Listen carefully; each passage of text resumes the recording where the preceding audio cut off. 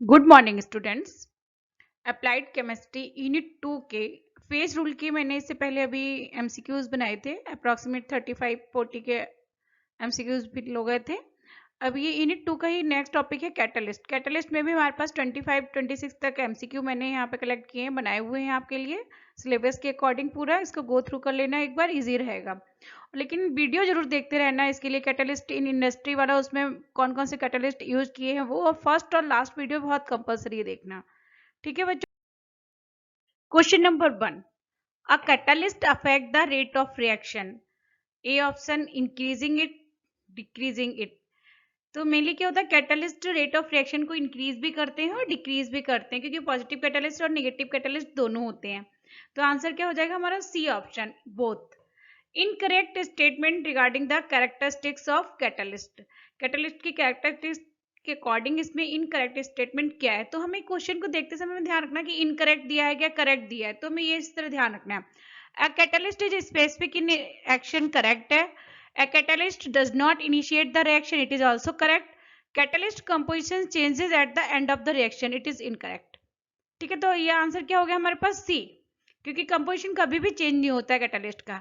The catalyst used in Ziegler Natta catalyst या Ziegler Natta polymerization के लिए हम टाइटेनियम के क्लोराइड्स लेते हैं और ट्राइथाइल एल्यूमिनियम ट्राइथाइल लेते हैं। ठीक है, तो टाइटेनियम के क्लोराइड में TiCl3 या TiCl4 कुछ भी लिखा होगा वो हमारा आंसर हो जाएगा, और ट्राइथाइल एल्यूमिनियम। तो आंसर क्या हो गया, डी, जिगलर नट्टा कैटलिस्ट में। Next question, in the homogeneous catalysis the catalyst present in the same phase, different phase, both, none. तो होमोजेनियस में क्या होता है, जो हमारे रिएक्टेंट स्पीसीज होते हैं वही उसी फेज में कैटलिस्ट भी वर्क करता है। ठीक है, तो रिएक्टेंट अगर गैसियस फॉर्म में है तो कैटलिस्ट भी गैसियस फॉर्म में होना चाहिए। रिएक्टेंट अगर सॉलिड फॉर्म में है तो कैटलिस्ट भी सॉलिड फॉर्म होगा, तो उसको हम क्या बोलेंगे, होमोजेनियस कैटालिसिस। तो इस केस में क्या होगा, the catalyst present in the same phase. तो आंसर क्या हो गया हमारा, ए ऑप्शन। ठीक है, कैटलिस्ट एक्सेलरेट और increase the speed of reaction. कौन से कैटलिस्ट होते हैं जो increase the rate of reaction, यानी स्पीड को और रेट ऑफ रिएक्शन को इंक्रीज कर देते हैं। तो उन कैटलिस्ट को हम क्या बोलते हैं, पॉजिटिव कैटलिस्ट। ठीक है, जो रिएक्शन की एक्सेलरेटर भी बोलते हैं, रिएक्शन की स्पीड को इंक्रीज करने वाले को हम बोलते हैं पॉजिटिव कैटलिस्ट। रिएक्शन की स्पीड को डिक्रीज करने वाले, इनहिबिट करने को हम बोलते हैं निगेटिव कैटलिस्ट। ठीक है, in oxalic acid KMnO4 redox titration in this autocatalytic species is। देखो ये क्वेश्चन दो तरह से पूछा जा सकता है। अगर ऑटोकैटालिटिक स्पीसीज पूछा है तो Mn प्लस दिया है तो हमारा आंसर Mn प्लस होगा। लेकिन अगर Mn प्लस नहीं दिया है, यहाँ पे ऑटोकैटालिस्ट पूछा है, देन आंसर क्या हो जाएगा, KMnO4। ठीक है, तो हमें बच्चों ध्यान में रखना है कि ऑप्शन हमारे पास क्या दिए हैं। ठीक है, KMnO4 तो मेरा आंसर है ही, KMnO4 वर्क एज ए ऑटोकैटालिस्ट। लेकिन अगर उसमें स्पीसीज पूछेगी तो Mn प्लस अगर गिवन है तो Mn प्लस 2 हमारा आंसर हो जाएगा। ठीक है, इसलिए हमने यहाँ पर हिंट के फॉर्म में लिख दिया, if Mn plus 2 is given then that is the correct option. Clear. Next question है, adsorption refers to the concentration of the molecule of substance at the surface. Surface में सबसे ज्यादा कंसंट्रेशन किसकी होगी, मॉलिक्यूल्स की हायर होगी। ठीक है, तो आंसर क्या हो गया, higher concentration of the molecule of a substance at the surface. तो उसमें एडजस्टमेंट हो गया, तो आंसर क्या हो गया हमारे पास, ए ऑप्शन हो जाएगा। हेबर्स प्रोसेस अमोनिया की मैन्युफैक्चरिंग के लिए यूज होता है। नाइट्रोजन एंड हाइड्रोजन मिलके अमोनिया गैस बनाते हैं। तो ये आयरन की प्रेजेंस में होता है। Iron as a catalyst use करते हैं और molybdenum as a promoter use करते हैं। अगर इस केस में H2S अगर मिला हो तो H2S क्या करता है, आयरन के साथ तो उसकी सरफेस को आयरन के साथ मिलकर उसकी एक्टिविटी को डिस्पाइज कर देता है, स्पाइल करता है, तो डिस्ट्रॉय करता है। तो इसकी वजह से ये कैटालिटिक पॉइजन क्या हो गया, यहाँ पे H2S गैस। हेबर्स प्रोसेस को ध्यान रखना बच्चों, मैन्युफैक्चरिंग ऑफ अमोनिया के लिए यूज करते हैं, अमोनिया की मैन्युफैक्चरिंग के लिए। तो यहाँ पे आंसर क्या हो गया हमारे पास, सी आंसर हो गया। ये ध्यान रखना, यहाँ पे बाई मिस्टेक से ए लिख गया, तो ये क्या आंसर है, सी। तो in Haber's process catalytic poison species is H2S, और हेबर्स प्रोसेस में कैटालिस्ट क्या होता है, आयरन होता है, ध्यान रखना। The catalyst used in Haber's process is iron. ठीक है, देखो दोनों क्वेश्चन को मैंने इसीलिए साथ में लिख दिया। हेबर्स प्रोसेस क्या होता है, N2 plus H2 twice NH3 वाली। Emil Fischer proposed model for enzyme lock and key model. कौन सा एमिल फिशर ने प्रपोज किया था, लॉक एंड की मॉडल। बहुत इजी एंड सिंपल क्वेश्चन है। The mechanism of enzyme catalyzed reaction was proposed by enzyme catalyst mechanism तो बहुत बड़ी लेंदी मैकेनिज्म है, कितने सारे 7-8 स्टेप्स है, लेकिन इस मैकेनिज्म को किसने प्रपोज किया था? माइकलिस एंड मेंटन इक्वेशन जो बोलते हैं, जो माइकलिस एंड मेंटन कांस्टेंट हम निकालते हैं। मेरा पूरा एक लेक्चर इसी पर है। तो माइकलिस एंड मेंटन जो मैकेनिज्म है वो एंजाइम कैटलिस्ट मैकेनिज्म है, ठीक है। नेक्स्ट है क्वेश्चन, N2 plus H2 मिलके क्या बना है? Ammonia gas. Manufacturing of ammonia in the presence of iron. मैंने इसलिए पूरा क्वेश्चन लिख दिया कि आपको क्वेश्चन के इस क्वेश्चन को पढ़ के ना बीच के क्वेश्चन भी आप आराम से कर सकते हैं। तो manufacture ammonia in the presence of iron as a catalyst and molybdenum and aluminium oxide as a promoter, ठीक है। इसमें दिया है, इसमें भी क्वेश्चंस बन सकते हैं, इस क्वेश्चन के क्वेश्चन से क्वेश्चन बन सकते हैं। This process is called as Haber's process, ठीक है। पीछे हेवर्स प्रोसेस को इसीलिए हमने पिछले स्लाइड में लिखा, अब यहाँ पर हमने हेवर्स प्रोसेस को पूरा डिफाइन कर दिया। लेकिन यहाँ पे पॉइजन क्या होगा? H2S, ठीक है। N2 और H2 मिलकर अमोनिया गैस बनाते हैं। If we only add molybdenum, अगर हम केवल इसमें प्रमोटर्स ही ऐड कर दें without any using of catalyst, तो क्या इफेक्ट होगा? What is the effect? Question है हमारा, in the manufacture of ammonia process if we only add molybdenum not the iron, this the rate of reaction will be unaffected. Rate of reaction पे कोई effect नहीं पड़ेगा, ठीक है बच्चों। ध्यान रखना कि रेट ऑफ रिएक्शन पे हमें कोई इफेक्ट नहीं पड़ेगा जब तक उसमें कैटलिस्ट ऐड नहीं होगा। अगर प्रमोटर है तब भी क्योंकि प्रमोटर क्या कर रहा है? प्रमोटर्स और कैटालिटिक पॉइजंस ये फॉरेन सब्सटेंस होते हैं जो कैटलिस्ट की एक्टिविटी को इनहांस करते हैं और डिक्रीज करते हैं, ठीक है। तो इससे आप लोग पॉजिटिव और नेगेटिव कैटलिस्ट से कोरिलेट मत करना।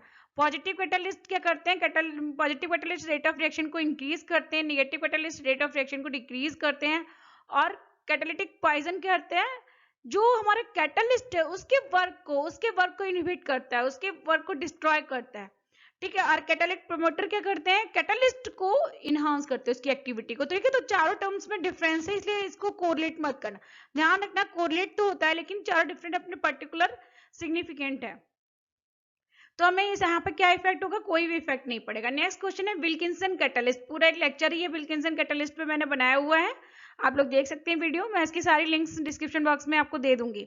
Wilkinson catalyst has the industrial application for homogeneous hydrogenation के लिए होता है, ठीक है। विल्किंसन कैटलिस्ट होता क्या है? रोडियम क्लोरो और ट्राइफिनाइल फॉस्फीन। तो इसका क्या फुल फॉर्म पूरा है? ये है ट्राइफिनाइल फॉस्फीन। जैसे हम अमोनिया लिखते हैं ना NH3, इस तरह PPH3 का होल 3 लिखते हैं। तो triphenyl phosphine chloro rhodium 1, it is the Wilkinson catalyst, ठीक है। तो विल्किंसन कैटलिस्ट को भी हमें ध्यान रखना क्योंकि कैटलिस्ट के नाम भी आ सकते हैं एग्जाम में और कैटलिस्ट की थ्योरी भी आ सकती है, ठीक है। नेक्स्ट क्वेश्चन है लैंगम्यूर Hinshelwood mechanism is applicable as. लैंगम्यूर हिंसेलवुड के मैकेनिज्म जो है वो मेनली किसके लिए? हेट्रोजीनियस के लिए। लेकिन हेट्रोजीनियस कैटालिसिस में क्या होता है? एडजॉर्प्शन एंड कॉन्टैक्ट कैटालिसिस भी होता है इसी में। तो इसका आंसर क्या हो जाएगा? बोथ, ठीक है। तो हमें ऑप्शंस देख के हमें ध्यान रखना है कि हमें ऑप्शंस क्या क्या गिवन है। तो आंसर क्या हो जाएगा? Langmuir Hinshelwood mechanism is applicable for heterogeneous catalyst as well as adsorption and contact catalysis process. Catalytic poison are also called as। Catalytic poison को हम एंटी कैटालिस्ट भी बोल सकते हैं क्योंकि कैटालिस्ट की एक्टिविटीज को क्या करते हैं? डिस्पाइल करते हैं यानी स्पाइल करते हैं, डैमेज कर देते हैं, उसके डिक्रीज कर देते हैं, ठीक है। तो कैटालिटिक एक्टिविटी को खराब करने की वजह से इसको एंटी कैटालिस्ट भी बोल सकते हैं हम कैटालिटिक पॉइजन को। एंजाइम्स क्या होते हैं? एंजाइम्स बायो कैटालिस्ट है या कैटालिस्ट भी लिख सकते हैं, बायो कैटालिस्ट होते हैं। एंजाइम्स क्या होते हैं? प्रोटीन्स होते हैं। तो हमने एक एनसीईआरटी में एक लाइन पढ़ी हुई है, all enzymes are proteins but all proteins are not enzymes, ठीक है। सभी एंजाइम्स प्रोटीन से बने होते हैं लेकिन सभी प्रोटीन्स एंजाइम्स नहीं होती हैं। तो एंजाइम्स आर बोथ, प्रोटीन्स भी है और बायो कैटालिस्ट है। तो इसका क्या आंसर हो जाएगा? C. Select the incorrect statement about the adsorption theory from the following option. The surface of the solid catalyst possesses some isolated active centers having residual affinity, correct है। Due to these centers, the molecule of the gaseous reactants get adsorbed in unimolecular thick layer, correct। The adsorbed reactants get activated and then react, correct। The energy required for activation is more than the required for uncatalyzed reaction, ये incorrect है क्योंकि activation energy क्या होती है? Lower होनी चाहिए, ठीक है। तो आंसर क्या हो गया हमारा? सी, डी ऑप्शन हो जाएगा, ठीक है। डी ऑप्शन हमारा आंसर हो जाएगा। नेक्स्ट क्वेश्चन है which of the following catalyst is in the reaction chamber process. Chamber process और कॉन्टैक्ट प्रोसेस दो प्रोसेस होते हैं बच्चों, दोनों मैन्युफैक्चर ऑफ H2SO4 के लिए यूज करते हैं, ठीक है। तो हमने इसका नाम भी दे दिया, इसलिए चैम्बर प्रोसेस यहाँ पे हमने लिख दिया कि चैम्बर प्रोसेस में मैन्युफैक्चर ऑफ H2SO4 के लिए यूज करते हैं। इसी तरह कॉन्टैक्ट प्रोसेस है वो भी मैन्युफैक्चर ऑफ H2SO4 के लिए लिखते हैं। तो which are the following catalyst, chamber process के लिए हम कैटालिस्ट क्या यूज करते हैं, ट्वाइस SO2 प्लस SO3 बनेगा, तो ये नाइट्रस ऑक्साइड NO, ठीक है, नाइट्रस ऑक्साइड कैटालिस्ट यूज करते हैं चैम्बर प्रोसेस के लिए। Catalyst increases the rate of reaction by forming intermediate complex by increasing the activation energy by lowering the activation energy। तो कैटालिस्ट मेनली इंक्रीज कैसे करते हैं, रेट ऑफ रिएक्शन पे क्या इफेक्ट डालता है, क्योंकि they lowers the activation energy, activation energy को लोअर्स कर देते हैं, ठीक है। Catalyst used in the contact process, देखो अभी मैंने बताया था ना, मैन्युफैक्चरर ऑफ H2SO4 के लिए एक चैम्बर प्रोसेस होती है, एक कॉन्टैक्ट प्रोसेस होते हैं। अगर कॉन्टैक्ट प्रोसेस लिया गया तो उसमें हम कैटालिस्ट कौन सा यूज करते हैं, B2O5, ठीक है। तो हमें ध्यान रखना, अगर ये हमारा चैम्बर प्रोसेस है तो हमारा कैटालिस्ट क्या है, नाइट्रस ऑक्साइड NO, और अगर हमारे कॉन्टैक्ट प्रोसेस है मैन्युफैक्चर ऑफ H2SO4 के लिए तो हमारा कैटालिस्ट क्या है, B2O5, ए ऑप्शन होगा, ठीक है। नेक्स्ट क्वेश्चन है, change in chemical reaction due to catalyst is called, mainly किसकी वजह से केमिकल रिएक्शन चेंज होता है, due to the presence of activation energy की वजह से, एक्टिवेशन एनर्जी को लोअर्स कर देते हैं, ठीक है। Intermediate compounds formation theory is also known as heterogeneous, no, homogeneous catalysis, both, none of these।